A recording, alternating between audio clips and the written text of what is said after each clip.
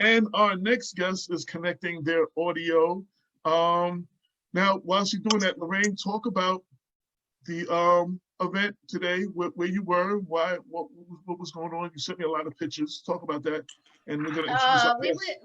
There she goes. Hey, Nancy. Can you hear Hey. us? Yes, I do. Can you hear me well? Absolutely, absolutely. So Lorraine, talk about the event today. And you called me from it. We were talking and you were out at an event. What were you doing? What were you all doing?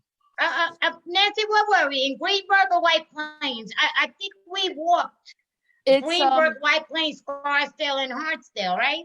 It's Hartsdale, the village of Hartsdale, I guess. And we went into White Plains, Scarsdale. Yeah. No, actually, Scarsdale comes before that. It's really Hartsdale and White Plains. Okay. Right. But it's the town is run by the Greenburgh Police. Right. It's all Greenburgh, though. It's all. Well, there was White Plains Police. We did have White Plains Police that we saw, but the village of they followed us. So, I've talked to. Unfortunately, this position has given me. I got to know Kenneth Chamberlain well. I got to know Romali Graham's family well. I actually got to meet and talk to Eric Garner's family. I was at the funeral and everything. Got to actually meet Amadou Diallo's family in 2014 because they were at the Eric Garner funeral. Unfortunately, I've met a lot of people that are in the club that you're in. Unfortunately, that is the club no one wants to be in, and I don't remember. So I know most people don't know your story because I don't know it. And I wanted to give you a chance to tell that story because, as I said to you earlier, what happened to George Floyd was egregious and terrible, and it's probably one of the worst things we've seen on camera. Not probably the worst thing that ever happened, but on camera. But we got to stop only marching for things that are 1,200 miles away and not uplifting and protesting the things that are going here in our own county. And I wanted to I wanted you to have you come on and tell your story. Thank you. And I don't even know where to begin or this is almost like last minute, but I do want to say rest in peace, George Floyd. And I guess seeing his video really ignited something in me and family and friends who's been wanting to do something like this, but we wanted to keep it at peace and thinking, we'll get our justice and, let's not make it, about Jonathan's life or Black lives. We want justice and we wanted, this police brutality to be accounted for. Like these guys are going to continue doing what they keep doing and killing until they take some type of action. It's like, it's not even a slap in the wrist. It's not even a slap in the wrist. But I'll go on. Okay, so this is going back in November of 2017. My son was exiting a store on Central Avenue. He exited halfway through the parking lot. He was chased by a group of people we now know are employees of that store. They chased him probably a quarter of a mile. They chased him because there was an alleged shoplifting incident. They didn't know who they had. Who chased him? The police? Employees from the store. Employees, okay. I'm sorry. Employees from the store. My son never ran from police department. My son never ran from them. He ran from a group of guys at this time that were chasing him because they didn't chase him out of the store. My son was out of the store.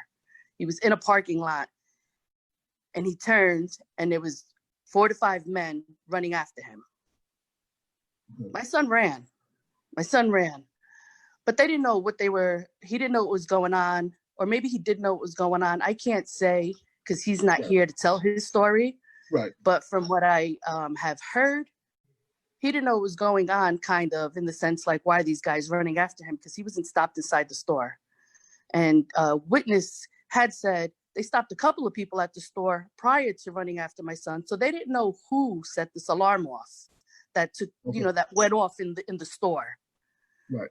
So they stopped a couple of people, which tells you they didn't know who they were looking for or had no ID on somebody. But anyway, my son runs and runs and runs and makes it about a quarter of a mile down the road into a field. We call it Webb Field on Central Avenue, where he was out of breath. And he had asthma, right? He had asthma. So he was catching his breath, he's catching his breath. And from what I understand, these employees have flagged down the police that were en route to this store for a possible, larceny or what, They flagged them down. And as they flagged them down, I guess my son was nervous. And Ed. my son definitely was nervous, but my son did attempt to hide a drug that was on him. And that's the sad part. So as the cop pulls up, they're told that he just put something in his mouth.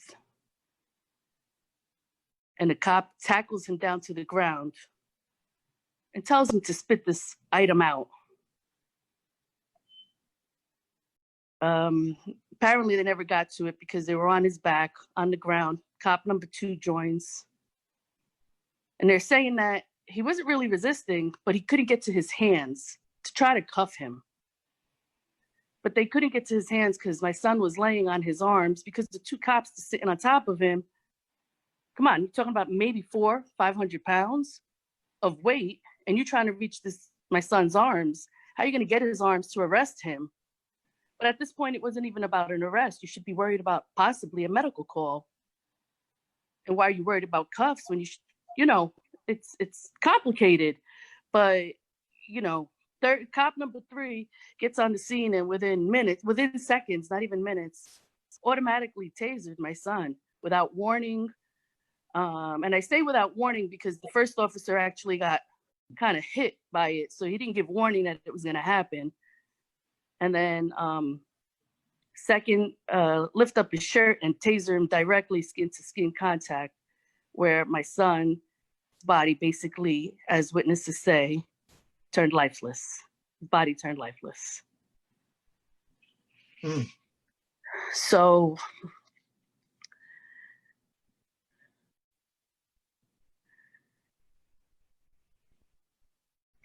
they eventually prop him up, cuff him, and come to discover maybe there's a very weak pulse, faint pulse. If there was a pulse, I don't know. Cuff him. He sits up, propped up on an officer's leg for probably 6-7 minutes before they attempt to administer some type of aid. But I do know that they administered the drug Narcan. Not 1, not 2, possibly 3 or 4 times, to try to reverse any kind of effects of, obviously we know what Narcan is. And nothing worked. And that was the only medical care that they attempted to give him. I asked myself, and I've heard, read up on it, that most of the time it works. People come to, walk away like nothing happened to them. So why didn't it work for Jonathan, who was given it immediately, not laying there, in some overdose state of mind or something? Why didn't it work for him? But that's not what killed him. Exactly. I mean, what are the chances of that small percentage that it didn't work for? But if you would have attempted some other medical care, you'd probably be here today. So it wasn't until EMTs, civilian EMTs, who had arrived on the scene and told one of the paramedic / police officers, or whatever his title is, we got to do something. This is not good. Until any kind of medical care kicked in. And that's probably 7 to 10 minutes later. They intubated him. And that's when this drugs was found in his mouth still. Never swallowed them. They never ingested. They didn't make it to his stomach. They were pulled out of his mouth with forceps, I guess. So they want to say, you know, or people are saying, I don't know, I'm sorry, because it's just details that just came in right before this corona, January and February. It's been 2 years that we were on a waiting game. And just like I said, this information came to me January, February, and we were in our process, but then courts shut down when the virus had hit. So the drugs were pulled out of his mouth, you know, and, you know, some people think, right, they busted the burst, the bags, whatever, he, you know, overdosed. That's not the case. It's not the case, you know, and I won't deny that there was drugs, and I won't deny that he could have been maybe high, could have been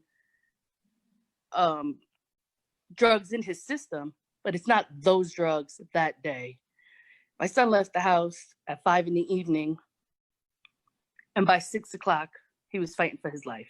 He drove from South Yonkers, 20-minute ride up to Central, went into a store, walked around, got in a vehicle, drove, ran.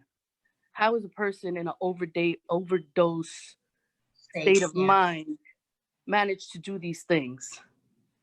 So, you know, back in October, when the Attorney General had, you know, come up with this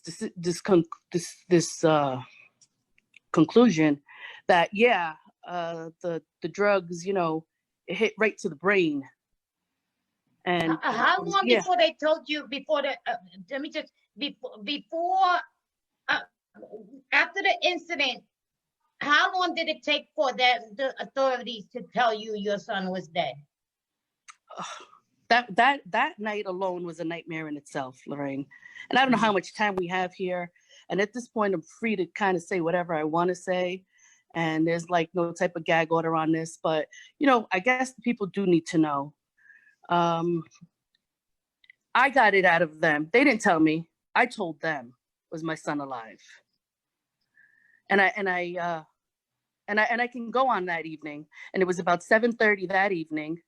So keep in mind, it's about 6 o'clock, this incident's taking place, 6:15, 6:20. I know my son arrived at White Plains Hospital approximately about 6:25.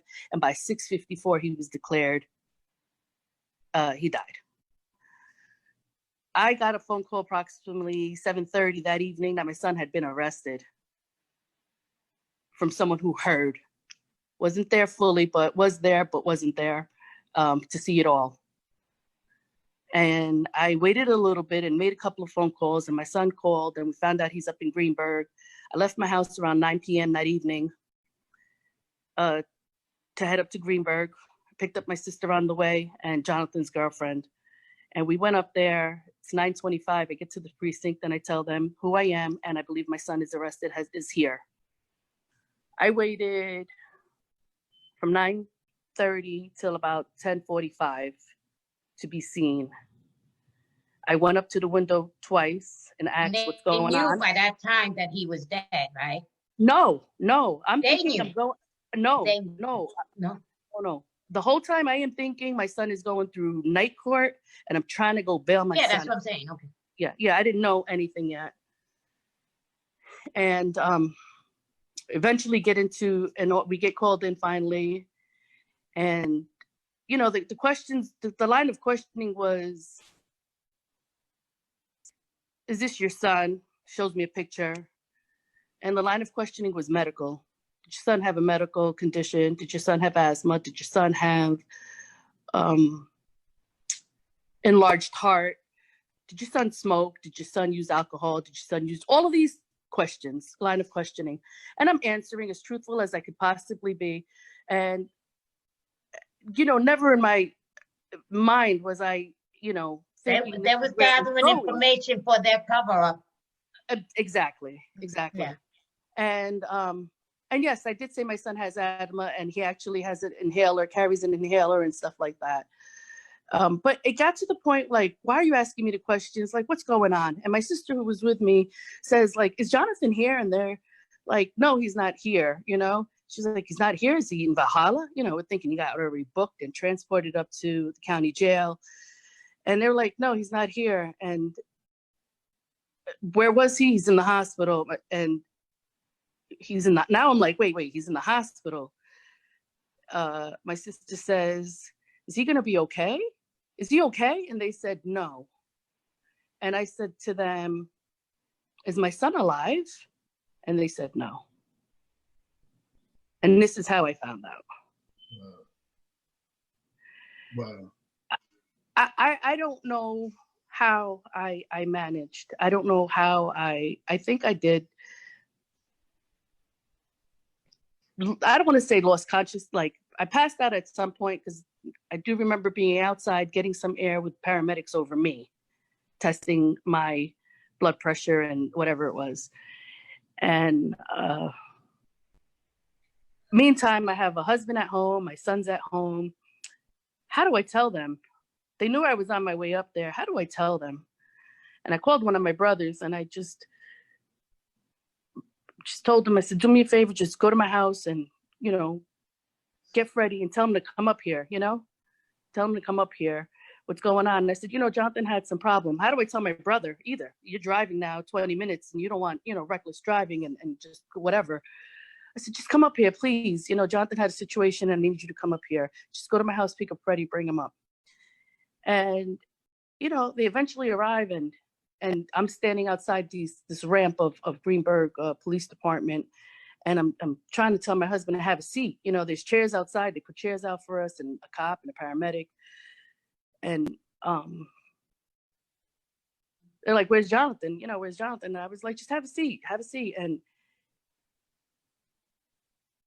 what's going on? Like, now you see the nervousness. And I was like, Jonathan's not here. You know, Jonathan's gone. And that was it. That was, I had no other way to just tell them that Jonathan is gone.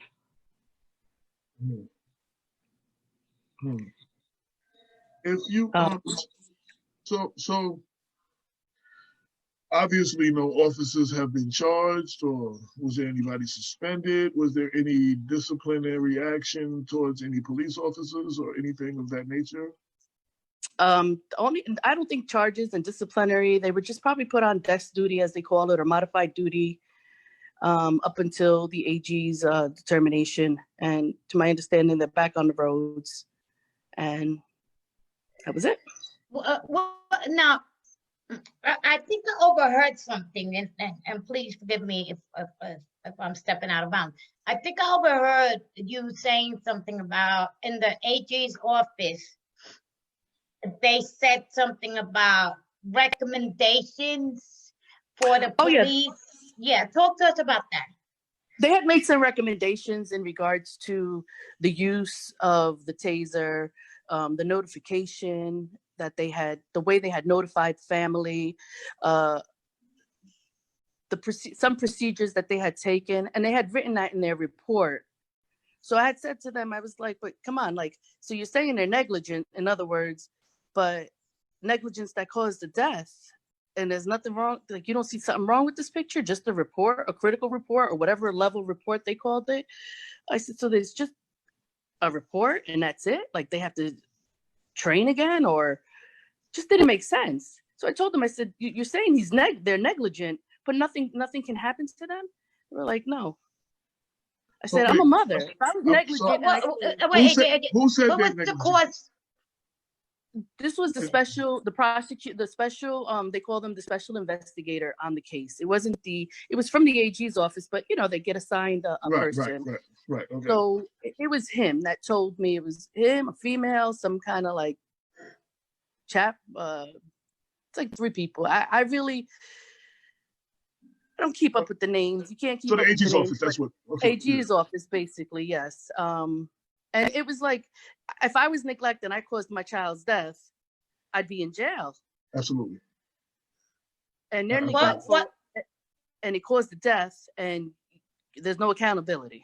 Okay, now what was the medical examiner's cause of death? What did he say was the cause of death? Okay, so Westchester County had said drug intoxication. That's what the cause said. But probably somewhere at 14 weeks into this, because we still had no answers. We had chosen to go out of the county, and we took this to New York City. We had a New York City chief medical examiner / pathologist look at and do his own report. And his report comes back to positional asphyxiation and cardiac arrest from the taser. See, AJ, you see? So They killed him. where do you go from, like, it's one thing to say drugs, man. And you know what? We live in an age where, you know what, life ain't perfect, and kids mess up. And not every kid, but you know, a lot of kids mess up. And I'm not gonna deny that something could have been drugs in him, but don't blame this solely on drugs. Don't blame this solely on drugs and not their behavior, okay? And they got to be held accountable for this, because there was no need. My son never threatened them. My son never had a weapon. My son didn't have a knife. My son didn't fight with them. He didn't resist them. He was down on his stomach on the ground throughout the whole process. Actually, he was up on his knees, kind of like not on his knees, but like in a crouched position, just catching his breath when it first happened. But once the first officer arrived, came down and tackled him down, and actually then picked him up and told him to spit it out. And from what I'm reading, I'm thinking they're about to give him the like Heimlich maneuver to force this thing out. But they grab him instead and body slam him down to the ground. And that's where he remained throughout the whole time. So even for everybody listening, even if he was shoplifting, just even if, right, the penalty for that is not death. Right. You understand what I'm saying? Like, I mean, like, just right. like I'm having a problem with these situations. I mean, Eric Garner was supposedly loose cigarettes. The penalty for that is not death. Right. George Floyd was either a fake check or a fake $20 bill. The penalty for that is not death. You know what I'm saying? And the police. My problem with all of these situations is I've seen the police in too many situations. The guy down south, the white guy who went to a black church with an automatic weapon and shot 9 people in that church, they were able to arrest him. Right. You know what I'm saying? There was a terrorist suspect in the city. He actually, they only caught him because he fell asleep in his car, and they were just tapping on the window to ask him to move. He shot at the cops through the window. They were able to arrest him. But in all these situations, in these unarmed black and brown individuals, they just go for it's like deadly force. You know what I'm saying? Right. Like and that's my problem with a lot of this whole thing. That's my problem. It's not saying that the person was right or wrong. Maybe he was guilty of shoplifting, and I'm not saying he was. But I'm just saying if he was, the penalty for that is not death. Right. Right. Exactly. He should be in jail now if that's the case. But they didn't find no stolen goods on him, AJ. No, I'm just playing devil's advocate. If they said he did, if he did what they said he did, then they arrest. That's what I'm saying. They arrest armed white people, armed, that have shot at them. They arrest these guys, and unarmed black and brown people just end up dead. Right. You know what I'm saying? That's so. You know, I did send an email to one of our frequent viewers, is the town supervisor of Greenburgh, and I've done a couple of stories where I had to get quotes from the Greenburgh police chief and stuff like that. And I will definitely be sending them this tape when I post it on the website.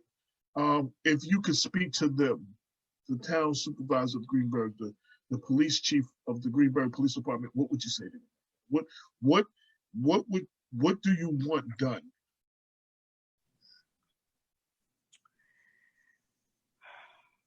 Obviously, what I want done is, I wish I could have my son back. Well, mine is back. Somebody can bring that. In the law part of it, you know what? You gotta get these dirty cops out. You gotta, and I know it doesn't come from the town police departments itself. It comes from a union, and it comes from higher ups than just the town. But you know what?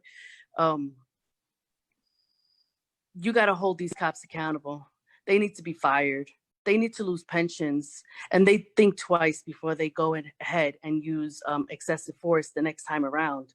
You know, you start saying the good ones got to snitch out the bad ones. But you know what? That's why many of these cops are losing their lives, because they're holding on to information that, you know what, that's eating them alive and probably end up suicidal and everything else. And that's my theory. They're holding in too much. And you know what? These good cops probably want to speak up. And I do have law enforcement and family and many friends. I've had nothing but mad respect for them. But you know what? I do look at them a little bit different, because you know what? It hit home. It hit home. And I guess until it hits home, you don't see it that way. You just, you see that it's wrong, but you just don't. Doesn't affect you as much. It doesn't affect you, us, right? yeah. And they need to hold them accountable. Minneapolis did the right thing instantly with firing these guys, because if you think we had chaos, what if they didn't fire? You just imagine what would be going on, and they need to. You know what? You can't tell them, okay, well, hand in your gun and sit at a desk and still get paid. Like, we're all going to go get problems and go sit at a desk and do modified duty to make my job easier. And these officers had previous history, previous records, and what is that? Internal affairs reports and misconducts. They have stuff in their files. What does it take? How many people do they have to kill before they finally say, like, we need to change? How many people do they need to kill? You have previous lawsuits. You have officers that have lawsuits that have filed lawsuits against one or maybe more of these officers. How much money does the city have to pay out before the city says, why do we have these officers still on? This is one of the cases we've been making this year, that one of the most important votes you can pass to vote for this year is the seat of the district attorney. The AG's office should not have had to come in. The district attorney's office should have taken care of that. And we need to keep there's been several situations. The district attorney office has failed us, the last two administrations, not just this one, in the Black and brown communities, especially when it comes to anything with police criminality. And that's why I said one of the most important votes we can cast is the vote for our district attorney. Because again, you should not have, this is the job of the district attorney, you should not have even had to reach out or to the AG, or the AG had to reach down and do that when you have, your district attorney should have been all on that. But we don't have a district attorney that's, who takes care of stuff like that. So. But there should be, because this is home. You're muted, Lorraine. You're muted. All right, Nancy, where are you with the case now? We still have we still have a little bit more to go, and we were supposed to have some type of go in front of a judge this month actually, Supreme Court. But it's been postponed another 30 days because of the court's closed. So we're still there, They tried to sit with us, tried to do mediations and all of that stuff, but we're going to take this all the way. And yeah, it's the civil part, but I'm not prepared for immediate, it's not about sitting. I'm sitting with you guys to get your mindset, to get a feel of them, but this got to go to trial. This has got to go to trial. So we still have a ways to go. One of the things that they count on this is for families to end up settling, and one of the main reasons for that is because if you go to court and if you win, there's case law to be used in future cases. They can refer to this case, so they try to make sure that these cases don't go to court. And they try to get families to settle out. And unfortunately, a lot of these families don't have a lot of money, so they throw money at them and they eliminate case law, because case law never goes away. If you've been in you've ever seen a court show or whatever, they're referring back to a case, the case of such and such. You know what I'm saying? And what happens is we don't have any case law in these kind of cases, because no one's won and the rest of them settle. So. Right. Yeah, they think money is, they're expecting that money, they throw money at you and you will go away. Right. And it's insulting because you know what? We all know there's no price on life. We all know that. Right. And, and I've heard people say, oh, go for the max, go for this. Listen, what's the max? What's the max? The max is my son, but they don't care at the end of the day because it comes from the people and it comes from insurances. It comes, it's not from their pocket, so I'd rather give me 0 cents. Give me a day in court. Give me a day in court. Give you justice. Yeah. Right. Yeah, but the court is civil court, right? So that means you cannot take them to criminal court. I think depending on the outcome, you can go after certain things, and we'll get there, but it doesn't mean it's completely over. Mm-hmm. Based on the outcome of going to trial. And that will prove, expert witnesses talking and it has to be probably in the proven that, it wasn't just drugs, it was the misconduct, and then we can go that next route. Gotcha. So the most important thing is it didn't go to trial and they won, because then they wouldn't be able to be tried again. So it hasn't gone to trial, right? The charges were okay. So that's the good thing, because right. That double jeopardy thing. If they were found not guilty of it, you can't go back and try them again. So, right. Yeah. No, we haven't had that yet. We haven't had that day yet. Well, I know today there was that protest, and it was really heartwarming to see so many folks driving by in the car, beeping their horn with their fist up, supporting Jonathan. It really was a beautiful, wonderful thing to see. I hope you take comfort in the fact that, so many of us love you, and even those people out there, they support you. Right. They support you. Well, when people support injustice, people are supporting injustices. Right. Who knew him, who didn't know him. Look, I don't know if you recall that other cop from the other town over who said, "Who's this and what are we doing?" Wasn't even familiar with the story and didn't know. So how many people? And he's a cop. I mean, I got him on tape. I got him on tape. Okay. I recorded it. Yeah, I recorded him asking the questions. Yes. Yeah. So he's a cop, and yet you tell me you don't know, and you're in the neighboring town. He was lying. How many people? Yeah. How many people don't know? How many people don't know and just think, whatever the news put up, and we know how News 12 is, and we know how these news stations just report what they want. Like I said, George Floyd was an awakening, and watching that video, and I watched, and I used to ask my attorneys, I'm like, what did my son say? Because they saw footage. I have yet to see footage, just be in mind. I wanted to know what my son said. I wanted to know his last words. And did he cry out for me? Did he ask for help? And, and listening to this big grown man call for his mom. His mom who passed. Who's passed, right. I said, my 21-year-old son has had to have called for mom, called for help. And yet no one there for him. So seeing that just hit hard, hard in the sense, I saw George Floyd, but I also saw my son's circumstance, because I didn't see it on the video, but that video told me what happened. They may not have been on my son's neck. They were on my son's back. They were on my son's back.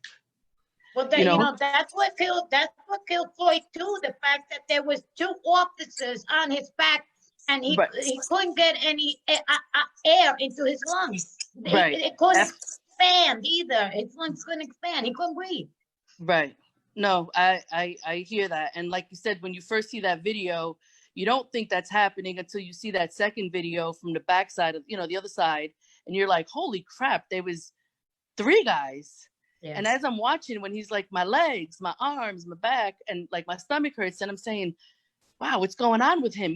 Is his body shutting down and he was feeling this pain? But yet you never saw that these 2 officers are there. And now you say, hurting because you had 200 plus pounds, minimum on him. I mean, even with Eric Garner, chokehold aside, the cop's full body weight was on him, and he was on his stomach. You know what I'm saying? So that contributed to it as much as well as the actual Right. physical chokehold. Yeah, yeah. The reason, we Damon and I, we wanted to do, and unfortunately, I've done so many of these. It's nothing to be proud of, but there's nothing like hearing the stories from the mother. The news will do interviews and they'll show little clips and tell, and the clips are in the narrative of the story that they're telling. But there's nothing like hearing the story come from the mother, like, and seeing the mother's pain and the whole thing, like, and that's why we do this, because I wanted you to be able to just tell your story. You know what I'm saying? Because I'm learning about.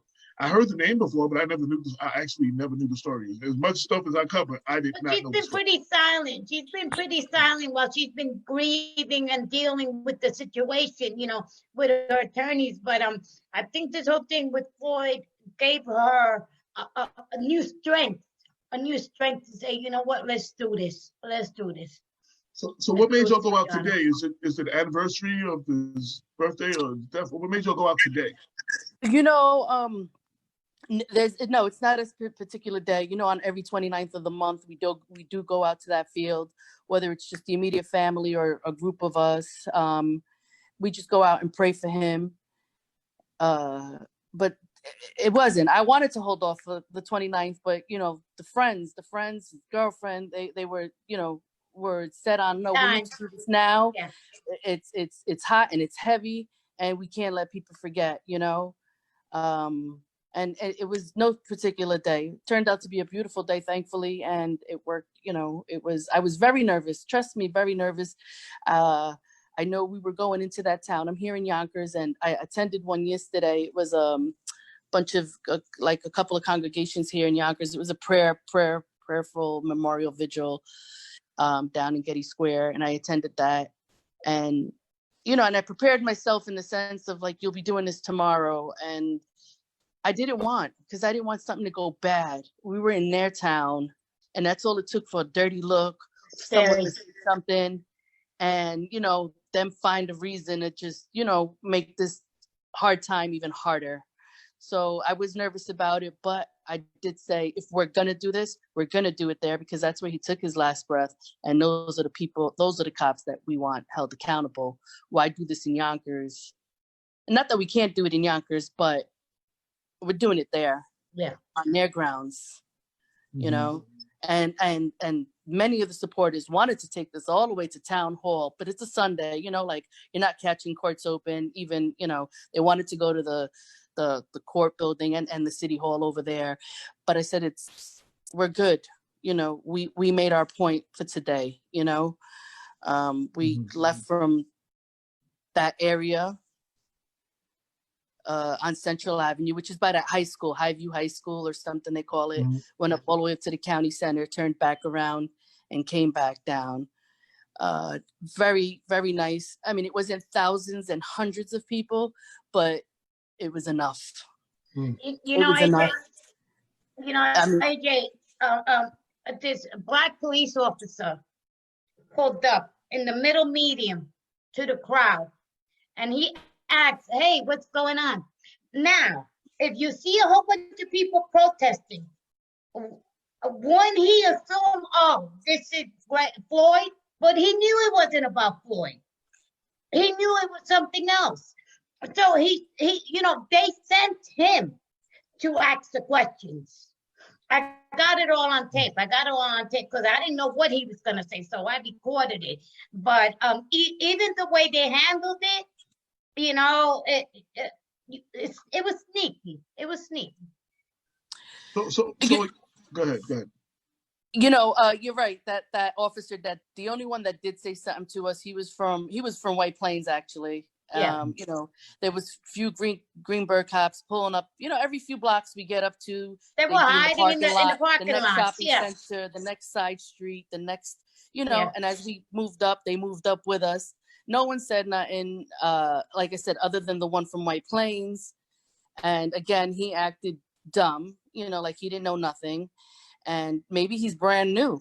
I don't know, but come on, it's neighboring towns and they got to know what's going on. He didn't ask the name. Right. He didn't ask the name. Right. Where did this happen? Who is this? You know, we said Greenburgh, and I told them it happened 2-3 blocks away that way, you know, down the road. And we did offer him, come out the car, park the car, come talk to us. And he didn't, you know? No, he said, no, I'm just telling you to stay off the road because it's dangerous. People can hit you with the car. Oh, yeah. I didn't know if I should take that as a threat, but, you know. Yeah, he said people aren't watching because people will run you over. And I was like, wow. That's exactly what he said, yeah.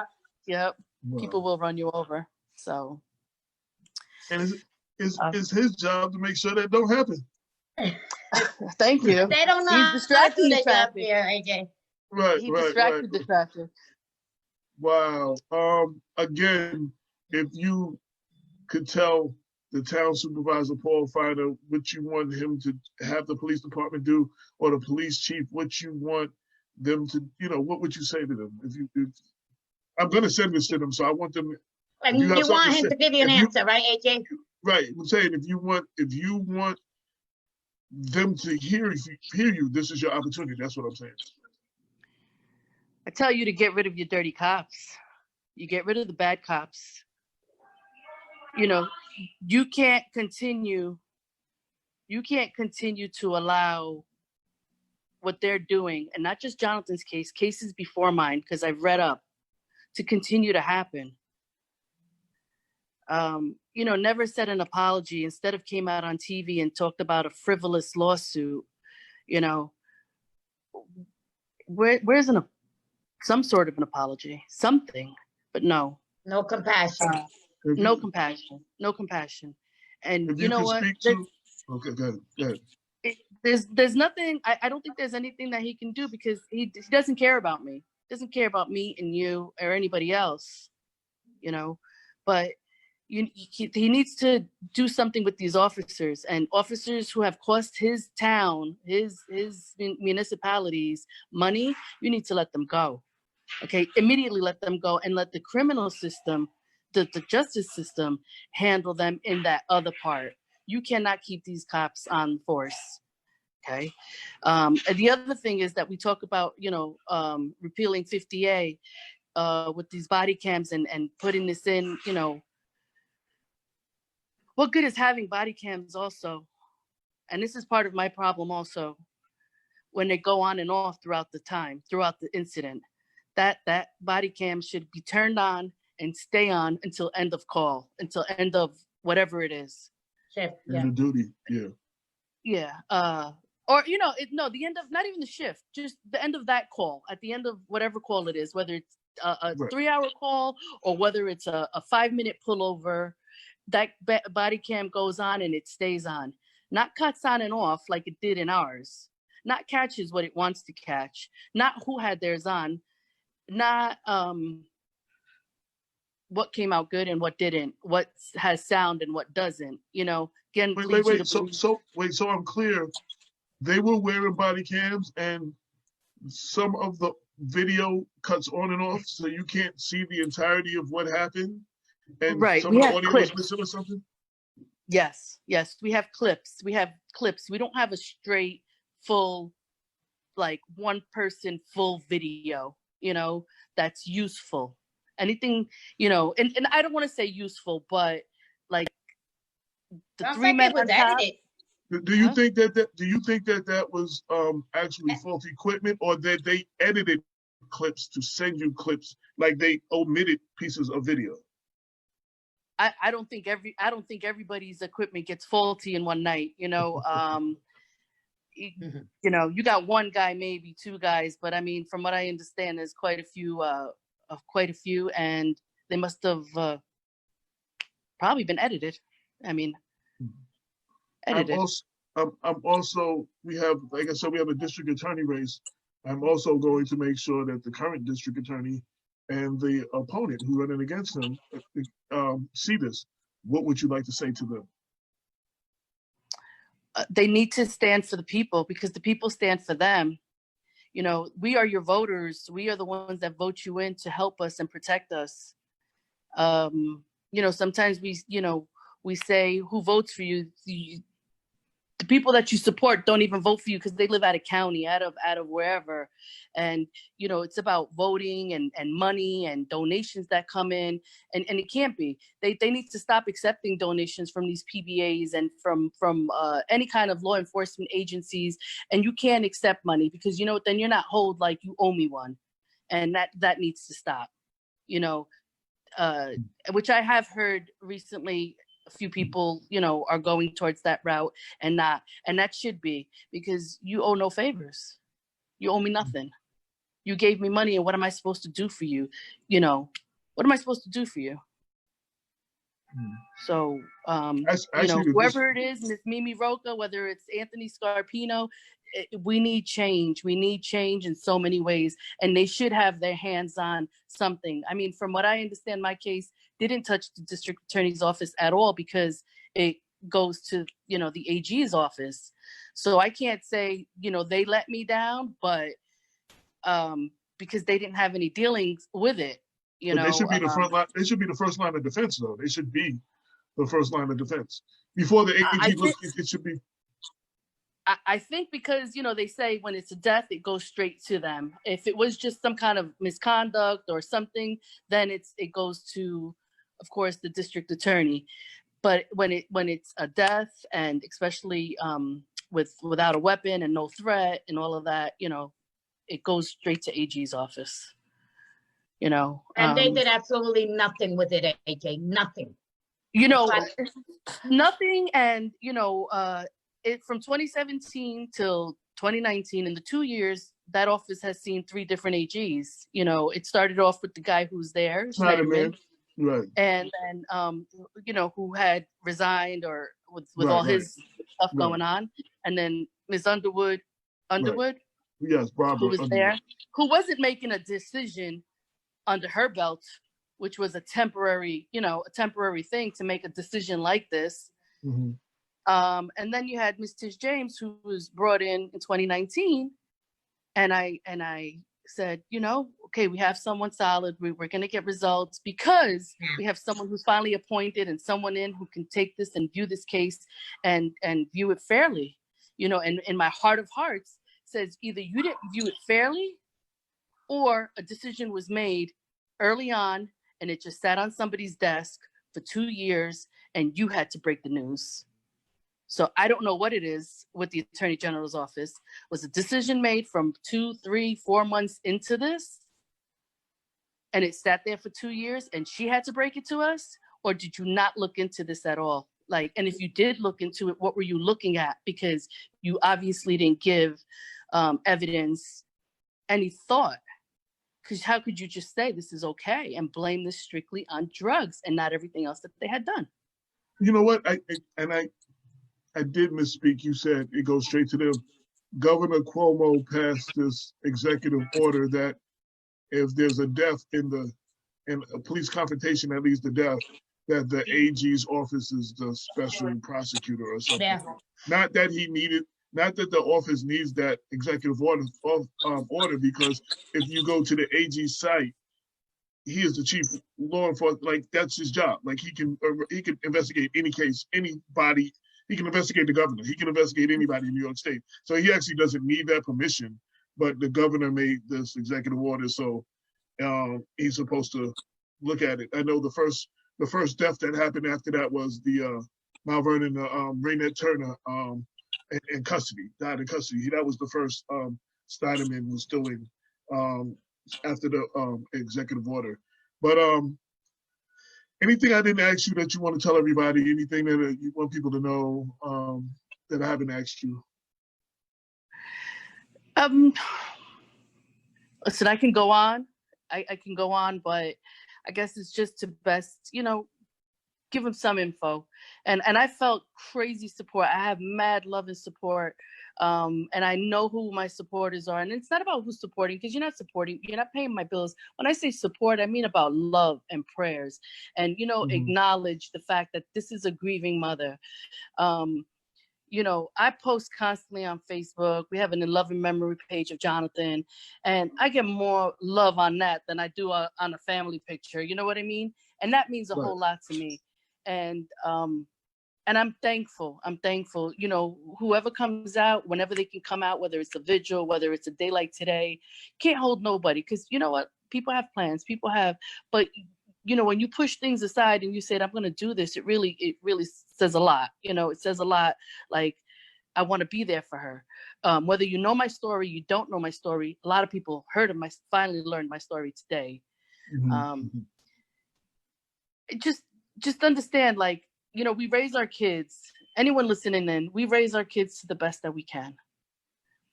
They hit a certain age where you don't know what happens.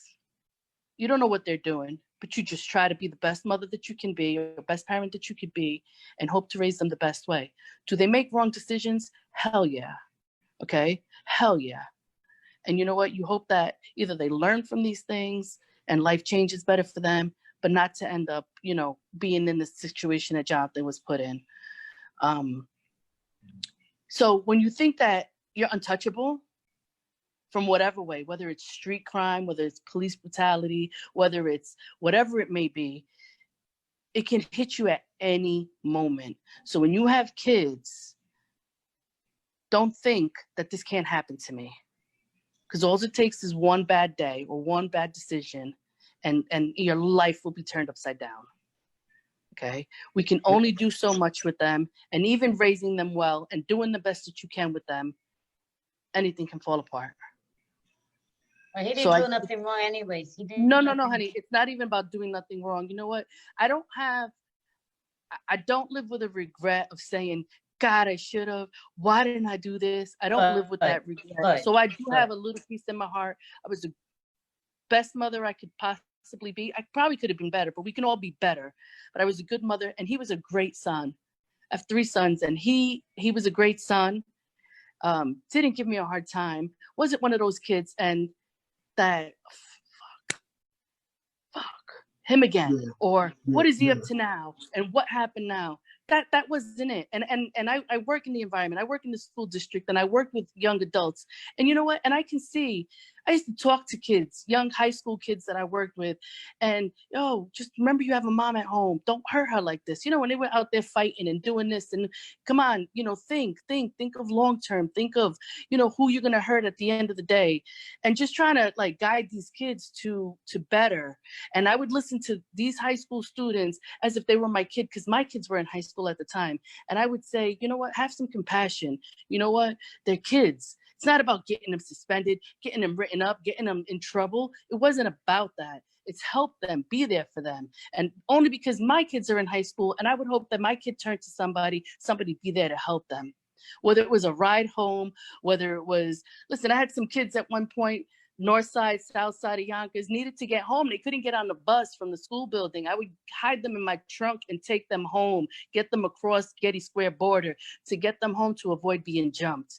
And you were security, right? Security for the schools. A security for the schools. And I was in one of the tougher high schools when I started back 10, plus years ago. And you know what?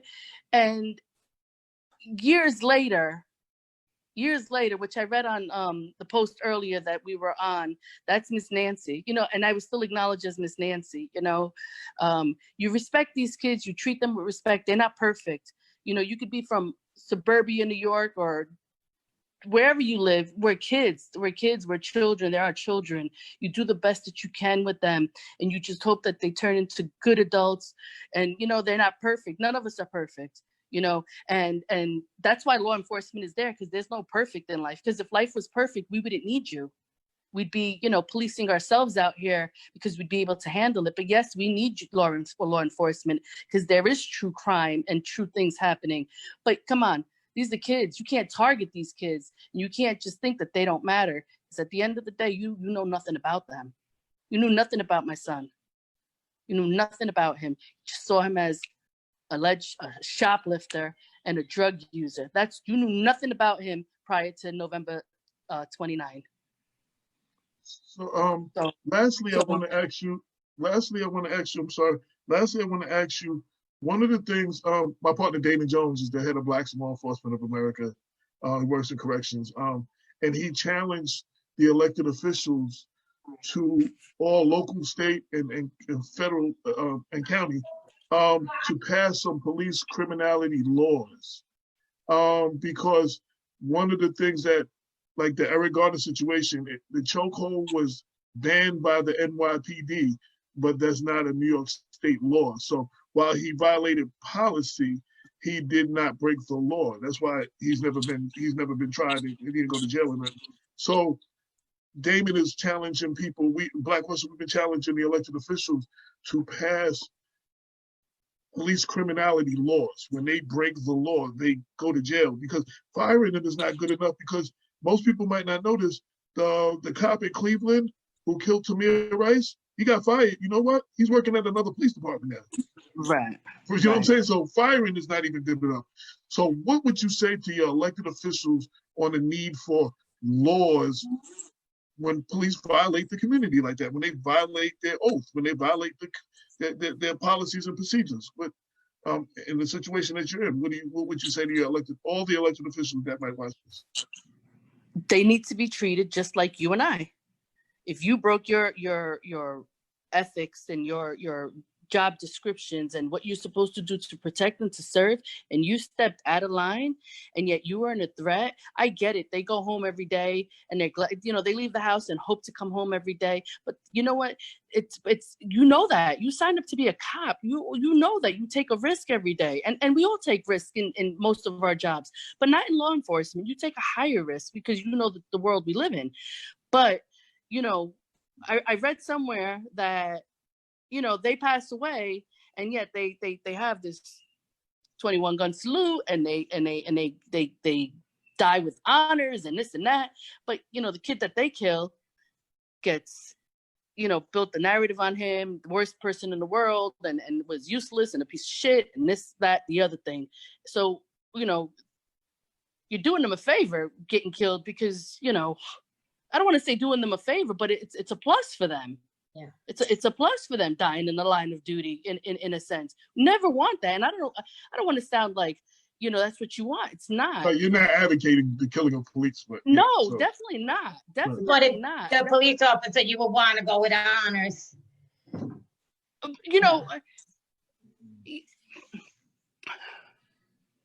I just feel like your cop is wrong. Yes, lock him up. Yes, definitely. He goes and faces a judge, and he waits his trial and to see if he's found right, guilty or not guilty. That's what you need to do. And if you're not doing that, then you need to let him go from the job and let him know it's not happening. And you know what? And not be able to, like you said in the other state, to be able to be hired. The record is tarnished. You're no longer allowed to be a police officer in the US of A. That's it. Why would somebody want to take somebody under their under their belt that has had history, Well, that's what happens. All of these cases, Mount Vernon has a lot of cops that have been fired from other departments. It's just like, you get fired, you go to Mount Vernon. I don't know. We're hiring people that have been fired other places. We had a guy who got fired. That's a requirement now. Right. There was a guy who got fired from one of those departments a little further north for whatever, and got hired at Mount Vernon, and then was put in charge of IA, Internal Affairs. He got fired from another department for whatever he did. It was in charge of Internal Affairs here. So yeah, it's that our elected officials need to pass police criminality laws. When you violate your policy, procedures, and training, right. You should go to jail. Right. Right. Absolutely. If any of us, a lot of us are going to jail for way lesser stuff. There's people that are in Valhalla for stealing Jordans or an iPhone. You know what I'm saying? And they're taking, they're the only profession that's actually given the authority to take a life when it's necessary. You know what I mean? Like, you can't do that in any other profession, but there comes responsibility with that. When you violate the community that you're supposed to serve and protect, you should go to jail. Right. And it's going to take it's going to take our elected officials to make these laws, because, you know, that's what it's going to take. It's going to have to be, and once you see one or two cops, case in point, Al Sharpton actually, and I very rarely quote Al Sharpton. Al Sharpton said today on MSNBC, if the cop in the Eric Garner case went to jail for choking the life out of Eric Garner, and there were laws in place, George Floyd probably wouldn't have died the way he died. He wouldn't have died. That wouldn't have happened to him. Right. You understand what I'm saying? Like if they convicted, so you know, if you see other cops going to jail, losing their pension, all of that stuff, no matter if it's in another city, you're gonna sit there and be like, hey, I might, you know, he might think twice. And if you're the partner of someone who's doing that, you'll be like, hey, you ain't gonna get me jammed up. You know, you'll stop that cop, which is your duty to intervene and what you're supposed to do. You know, so those are policies that we need the elected officials to make these laws so that these cops, it's against the law. It's against the law. You go to jail. I mean, that's it. Yeah. So, any last words? Anything I didn't ask you? Anything you want people to know? Not really. You know, I said a lot, and I just, you know, I hope this gives some people a different outlook on what I've been going through and what most people go through, and just know that the fight's not over. The fight's not over, and to continue to support, to continue to keep, you know, to be aware, and don't just, you know, be so one-sided and so blind to injustices, you know. Just fight, vote, you know, and just don't be so blind. Don't be so blind. Don't wait till it hits home to make a change. Yeah, never give up. Never give up. I meant to ask you, so, and you mentioned it too, for people who are watching this, they're learning about this case for the first time. They want to follow this case. You said there is a Facebook page set up. What is that page? So people can. No, it's just it's a memory. It's a memory thing. It's a memory of Jonathan. Yeah. Okay. I just post. I post weekly. I post. We're at 131 weeks. This week is 132 weeks. I post my monthly. I post my visits to the cemetery. I post about Jonathan. I post memories. That's all I have, because, you know, we can't make new posts. We can't do these things no more. So we celebrate birthdays and we post, and we celebrate graduations and we post. We include him. And, you know, we can't post on Jonathan's page, but we're posting in his memory, you know. Right. It was so part the page is memory of Jonathan. What is in loving memory of Jonathan Maldonado. Okay. Yes. Okay. Right. So anybody want to keep up on the case and find out what she's doing and show your support, go to that page, like that page.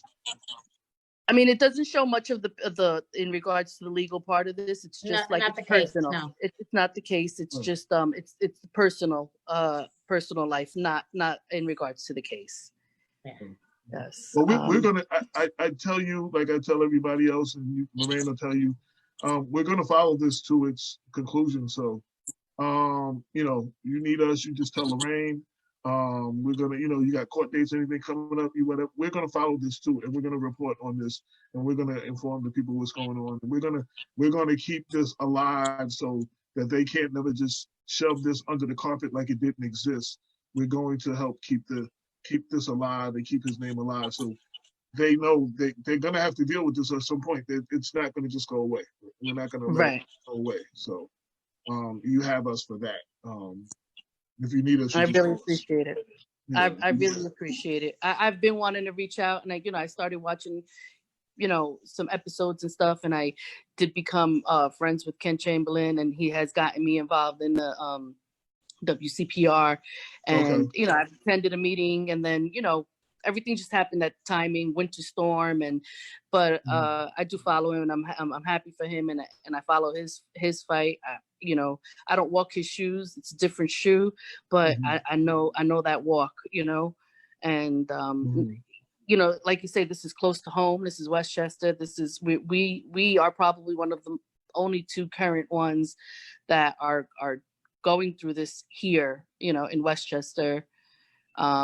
You know, from gun violence, of anybody that may have had in the past. I think cases are, you know, have been dissolved, but too active. Well, Officer Officer Christopher Ridley, the Mount Vernon police officer. Yeah, they put a statue of him outside, but nobody's going to jail for that. No White Plains police. No Westchester. Was it Westchester County? Nobody's going to jail. Whoever it was, White Plains police was. Nobody's been convicted. Nobody's been taken to trial. Nothing on that case even. So Stan Ridley is still fighting that fight too with y'all. He's still fighting. He justice for his son. We need to be able to reopen. There's got to be something that to reopen, to be able to appeal somewhere, to an appeal like, okay, this is what you say, AG's office. We need to take this higher up, and higher up here would be the governor, and after him it becomes, president, and that's out of the question. But we need to take it to someone higher up, or just revisit, same person, revisit and explain to us why you've come to your conclusion, why you think this and not that, and not just Jonathan's case, different circumstances. Jonathan's was a little complications of, like the people involved, and the allegations and the drugs and the tasering and different things, happening. But sit with us, talk to us, something. Why does it take to go to a trial to be able to voice and say what you have to say? There should be someone else we can go to if you're not happy with a decision that the AG's office takes. It's just one shot, yes and no, and walk away, and you're sitting there with your tail between your legs, and now what? Got no choice. You go civilly. You can't hurt them criminally. You go civilly. Why does it need to? If people probably got criminal charges, maybe you wouldn't have as much civil charges, because that's where you got it. That's the only place. That's the only thing you can do. So, hope and pray no one has to walk these shoes. I hope this never hits home to anybody, whether it's a son, whether it's any relation, no family member, to be killed in the hands of law enforcement, the ones that they're supposed to protect and serve you, and yet kill you, especially if you were never a threat to them.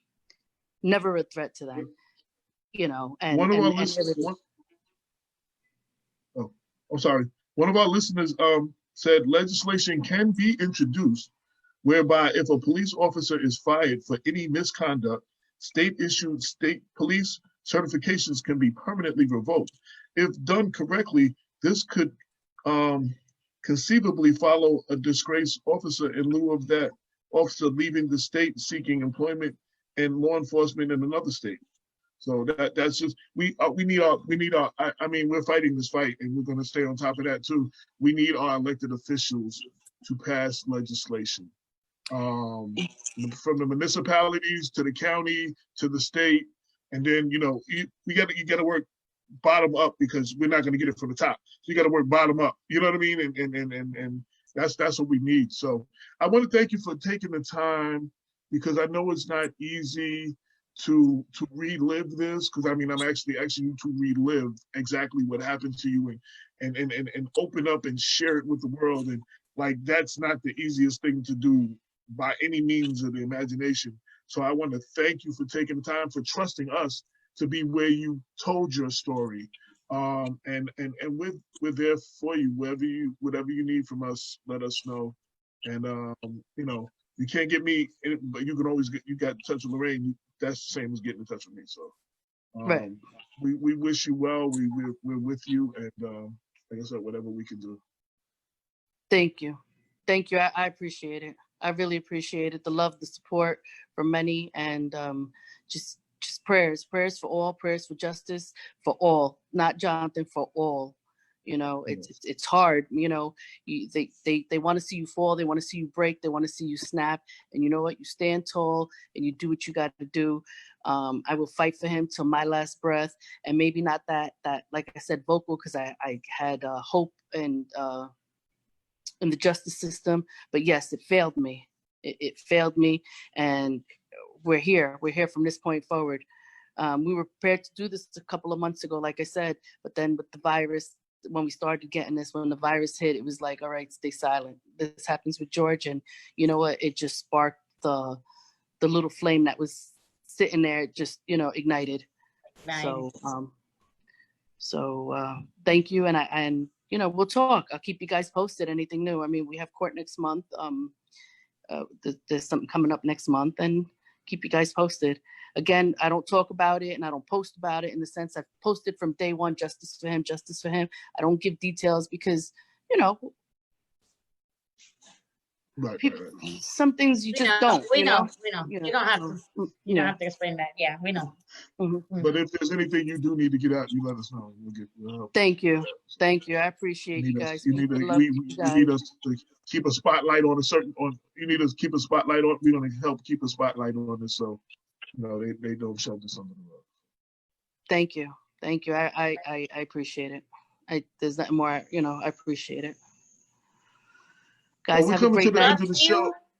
I love you, Nancy. You know I support you from day one. You, your whole family, and I'm not too far away. I'm always here. Thank you, Mama. Thank you. I appreciate it. I really do. Love you guys. And we'll stay in touch. Thank you. Stay strong. AJ, thank you for having me, AJ. No problem. All right. Take care.